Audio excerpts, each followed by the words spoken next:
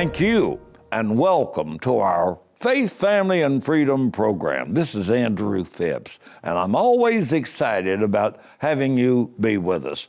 Wherever you might be watching on whatever television carrier, thanks. Hopefully in the next half hour approximately, we'll have a program that maybe will be something from which you can benefit. I think there should be some educational materials, information, and perhaps we can have some inspirational moments as well. I think each part will help us immensely. It's a time of year as we are in the fall season that, of course, some places elections will be held very, very soon. Hopefully in your area, if you still have time to vote, I hope that you will do your best to go out and vote biblical principles. We must vote for the person that best represents a healthy regard for our faith, our family, and our freedoms. And we don't need those that would negate those values, that would try to tear down our faith and take away our freedoms and go further in the destruction of our families. We must stand resolute. You and I, as Christian patriots, we must do our best. And I'm going to share with you today in a little interview that I did with Pastor John Wilkerson of the First Baptist Church in Hammond, Indiana, and this was done up around Wakefield, Rhode Island. I hope you enjoy the interview. Well, I'm here today at the Save New England conference that was held at Curtis Corner Baptist Church, where Pastor Paul Chapman leads the congregation. And I'm here with Pastor John Wilkerson, who is known across America and now, of course, is the lead pastor at First Baptist Church of Hammond, Indiana. Brother Wilkerson, it's a pleasure to have you on today. It's my honor, Brother Tibbs. I'm thankful for the opportunity to get to meet you. Of course, we've seen each other at different venues, but to be able to sit down and spend a few moments together, I'm just as happy as I can be. Well, you have preached two wonderful messages about discipleship and following the Lord, and you have given the pastors, I'm not a pastor, my son is our pastor, but you have given the people here such good information and input. I call it advice, information, materials that you have gleaned in your pastoral studies and experiences. You've had a lot of wonderful experiences, and you have shared those with the people in attendance, and I believe they appreciate it. Well, it's a great group of men here in New England. Haven't you enjoyed the camaraderie and the teamwork? Wonderful. Of course, we had a delicious meal today. No, it made me sleepy after I ate it. I fall prey to that sometimes. But your church there in Hammond First Baptist, you step right in there and seem like you just enlarged upon the coast, kind of like Jabez. Yeah. I've been given a great gift. And of course, First Baptist Church of Hammond started in 1887 and has been going for 135 years. Just think of a church planter that went there, rented a house, started winning people to Christ, then moved to a conference room in the Borden House Hotel. 12 people signed the charter, and the rest is history. And I'm grateful for that opportunity. Good people that love the Lord, and certainly we have a lot of people to reach and a great responsibility. Well, and of course you have brothers, Mark, Luke, and Matthew, I sure do. I know Brother Luke pretty well down in Knoxville. Sure. Yeah, we've been trying to work out a mutual time when maybe we could go there, and I'm looking forward to that. But I just wanted you to know I appreciate your involvement. I appreciate your leadership in an area, and especially in a day and time when we need men of integrity and men that that love God, men that want to do something good for the cause of Christ. Well, I appreciate you, and I'm telling you what, this guy preached the house of storm there. He was letting us have it and did such a good job sharing God's word and challenges from the things of God. Thank you for doing the right thing, the right way, for the right reasons, for a long time. It has been. It seemed like it hasn't entered into my mind to quit yet, Brother Wilkerson. Don't retire. Just keep returning. Yeah, all right. Thank you, my dear brother. God bless you. God bless you. Thank you. Thank you very much.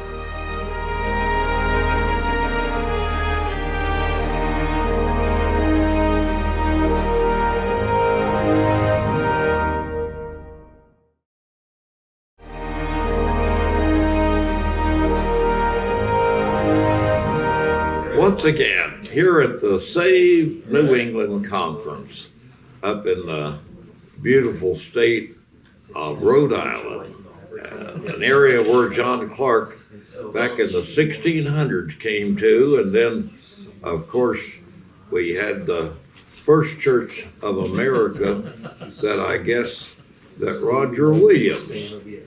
There may be some debate on that, but wasn't Roger Williams considered one of the first, Yes, Brother sir. Barnes? Yes, sir, he was. John Clark and Roger Williams. Yes, sir. Yes, sir. Brother Barnes, tell us exactly what you're doing and where you are. And now you're pastor at this time. Yes, sir. Yes, sir. We are going into evangelism here in New England for Christ Ministries. And this next summer we're starting annual citywide gospel crusades in the major cities of New England. So in the summer of 2023, starting in June the 19th through July the 16th, we are having our first citywide gospel crusade in Providence, Rhode Island, where the first church was started.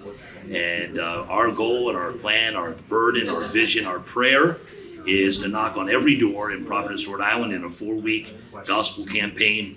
And churches all over New England, we're praying for 50 independent Baptist churches to come alongside, partner with us as they're able to. And then the last week of it, we'll have a giant tent gospel crusade, gospel preaching, invite churches to come and sing in the choir with us and preach the gospel. We'll have vacation Bible schools during the day and services at night. And then our hope, our prayer, our desire, and our plan is to have a church started on July the 16th, 2023. Isn't that exciting? That's a meeting. I wish I could be a part of that, but at least I can pray for you and wish you well, can I? Yes, sir. You're going to knock on every door. Yes, sir. Yes, sir. What's the size of Providence, Rhode Island? Providence is 180,000 people, 45,000 plus doors. So that's a lot of doors. We need a lot of help, a lot of hands on deck.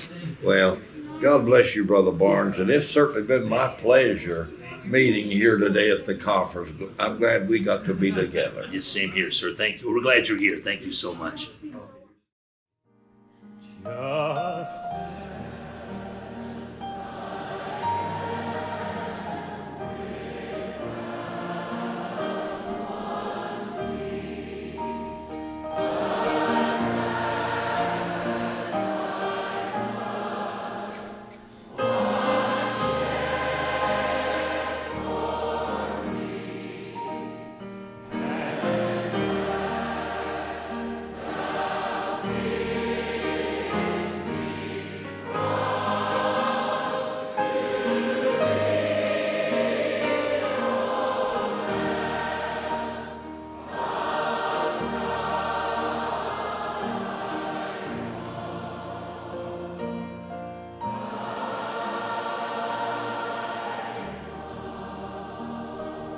second verse. Just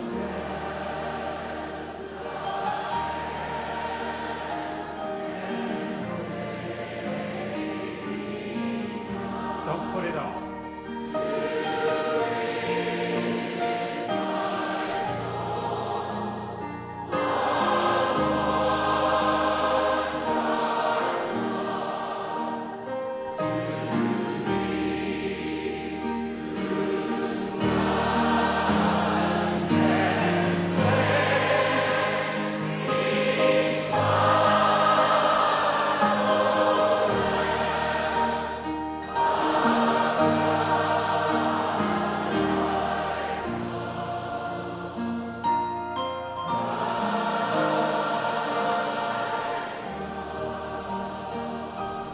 best one.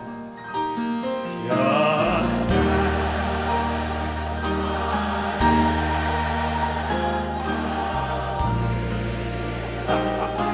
that's the best news you'll ever hear.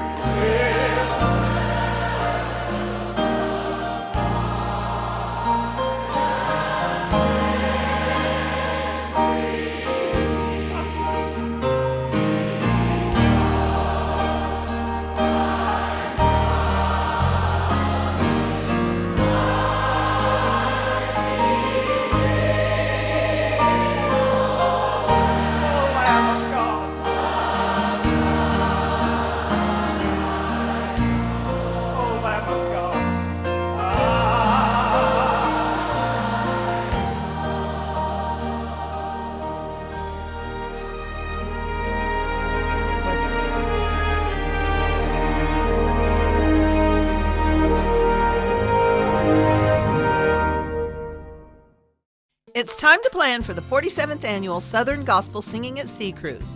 Join Andrew and Shirlene Phipps as you depart from Port Canaveral for the trip, January 30th through February 3rd, 2023, for warm sunshine and tropical breezes in the Caribbean. With 30 of the top Southern Gospel groups in the nation, you will be entertained and you'll be inspired by the best in Southern Gospel preaching. Dine on delicious foods, see the sights, and bask in the warm glow of Christian fellowship on the world's largest all-Christian cruise to the Bahamas. Hurry, because this trip of a lifetime sells out fast. All that is needed now is a small deposit, and you can continue to pay over time. For more information, call Andrew Phipps at 765-744-4239. Hello, friends. This is Andrew Phipps, and I believe that we need all of the materials that we can gather to help us as we combat the attack upon our faith, our family, and our freedoms. We need to be educated, and I have a handbook that has been given to state legislatures. It's been given to members of Congress. It's a colorfully created handbook that has graphs, charts, quotes, and different things in it. You'll be impressed with it. And also we have DVDs. We have CDs that are God and Country, Return to Greatness, and Faith, Family, and Freedom, some other wonderful materials. See the contact information on the screen. Be sure that you order some, because these will be of a tremendous help. They are supplemental materials to help you in your Christian walk. And may God bless.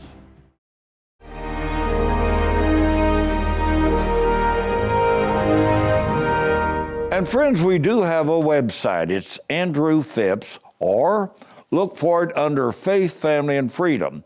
Most of our programs, I believe, are also shared on YouTube. We also are guests every week on Real America's Voice with Ed Henry, Karen Turk, and sometimes Mr. Terrence there as well. So that's a privilege. So you can remind yourself, if you'd like to join us for the little interviews that we do, they're on each week, and we're grateful for that opportunity.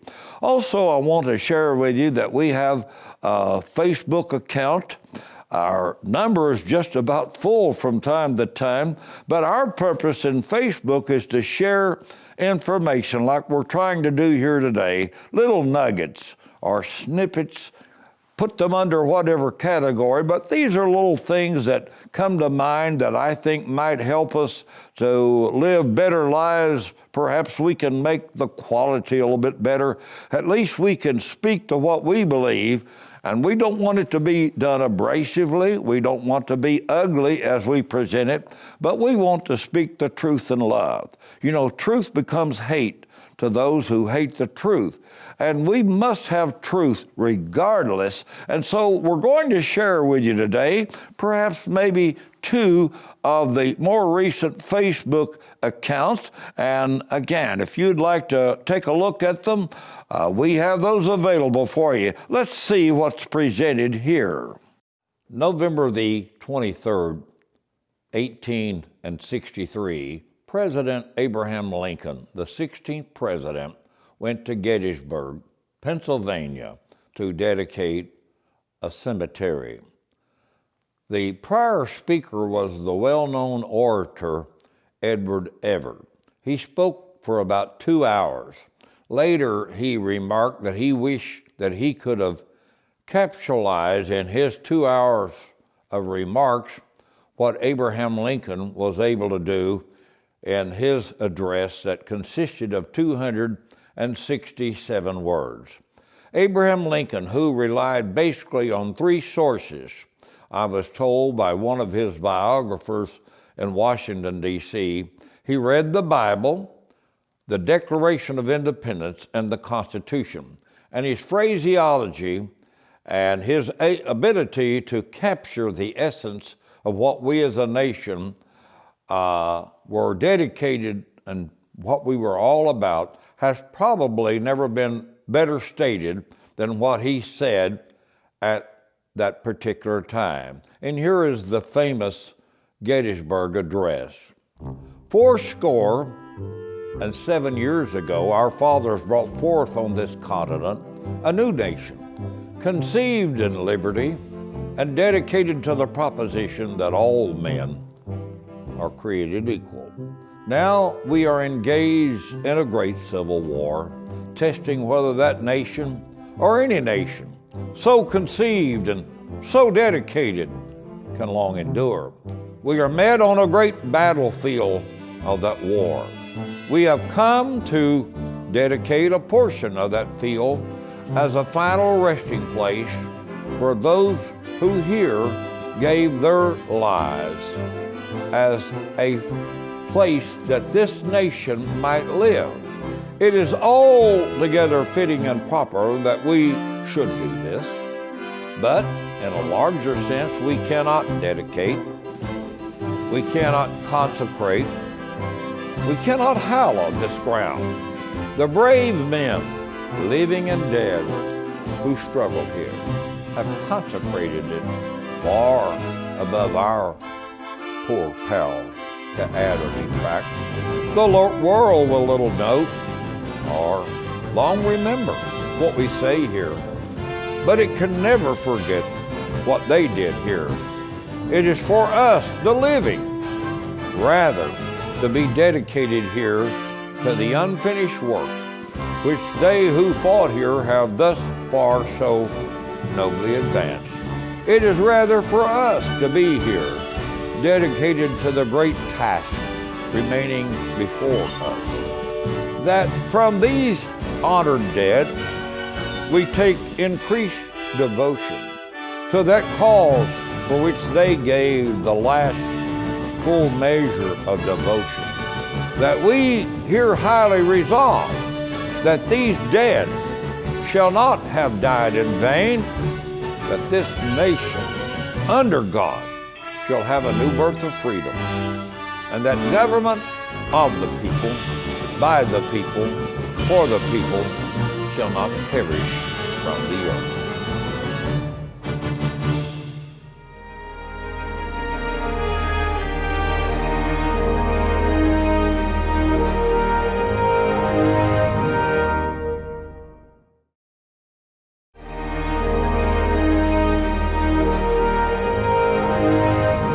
And friends, once again, if you enjoy this kind of programming, I would deeply appreciate it if you would tell others about it. And our goal is to be a blessing. We don't want to be a burden to people. And we feel that in the context of the times in which we find ourselves, somebody said that probably the reason we're facing perilous times is that maybe these may be powerless times in so many churches. You know, our churches have to have the power of God on them, in order for us to have any positive results whatsoever. And I want to share with you today just a few thoughts here. Perhaps we can make them come together. I want to share with you, first of all, if you like this kind of program, be sure that maybe you might pray about how that you could help us. We're not begging, we're not going to do that. But obviously we have to have help. And so if your church, I'm out of the Liberty Baptist Church, which is an independent Baptist church in Muncie, Indiana. Our son is our pastor, and that's where we attend church and support it financially. But if you'd like to be a part of helping, that would be wonderful. Let me also just tell you that we're available. If you ever feel that we could help out in a service or a special meeting, a conference, well, that would be great. We try to get around the country as much as possible. We still have a few states that I haven't spoken in, and I want to do that. Also, we're in the process of having a book written. It's called It's Always a Struggle, But, and I wanted to have it done by now, but it looks like it's going to be still a little way off. Also, in maybe April, around the middle of April of 2023, we're going to do a trip to England and Scotland where we will trace our religious heritage. People like John Bunyan and people like Charles Spurgeon and the Wesleys and maybe Knox up in Scotland. And so we'll be saying more about that perhaps in maybe the very next program. But we'll be back after this break right here. If you'd like to have any of our products, we do have a Faith, Family, and Freedom handbook. We have some DVDs. We did one with Pastor Jim Scudder in Washington, D.C. a little over a year ago. It's called Can You Find God in D.C.? I think you will enjoy the beautiful programming that was done in the Jefferson and Lincoln Memorials and other places. If you want any of our products, just call us or get in touch with us as would be indicated there on the screen. And once again, may I implore you, if you still have an opportunity to vote in your area, if the election is not passed and where you see this and you have an opportunity to vote, be sure that you do that. It's one of the rights that we enjoy as citizens to be able to participate in what we call a participatory democracy. This is a representative a constitutional republic, but we also have the right to vote, and we must do that. And I think if Christians particularly would get excited about being involved as best you can, I think it would be a wholesome thing. I think we need Christians to run for office. I think we need Christians to be engaged to help others that might want to run. And we must do all that we can do. You know, we had the Black Robe Brigade back at the outset of the American Revolutionary War period, that era. We've had people down through our history that spoke out social injustices, whether it was a child labor or the civil rights movement or whatever. And I think today the pulpits ought to be aflame, preaching on righteousness and judgment to come and helping others to do our best to save this great country. Now, I do implore you to do your best because we must not let the occasion slip away. I don't want to be one of those, as Reagan reminded us, President Reagan, to one day have to maybe answer to somebody, and they might say, what was it once like to live in a country where men were free? And I hope that you'll pray that God will give us opportunities that maybe we can reach more people. We're trying to reach as many as we can reach, whether it be television, radio, tracts, whether it's through speaking appointments, Facebook, our website, all of those are available. And if you'd like to get our emails, just send your email on the contact information, and we'll make sure that you get the files, that you get the clips. Now, we are also on YouTube, so those are places where you might find our programming, and we're hoping that as Jabez prayed there, that the Lord would enlarge his coast, that maybe our coast, that we could reach more people. The Bible says, and God granted him that which he requested. So the Lord's not slack concerning his promises, and the bank of heaven is not bankrupt. We don't try to beg, or we're not charlatans. We're not trying to fleece the public. We're just telling folks that there's hope in Christ, that we need to encourage ourselves in the Lord, that we need to be ambassadors for Christ. We need to be the light of the world, the salt of the world, and we need to share the good news that Christ is that living water, the manna from heaven. And so I hope that you enjoy the program. If you do, well, tell others about it, or if you'd like to send us a letter or something, that would be great. We would enjoy the fellowship and hearing from you. But again, let's do our job now as citizens. Let's not throw it away or dismiss it. Let's not have a casual attitude about it. We must, in fact, stand for God, stand for this republic, and stand for the faith of our fathers. I'll be looking forward to being with you at the next time, but this is Andrew Phipps. Have a good day.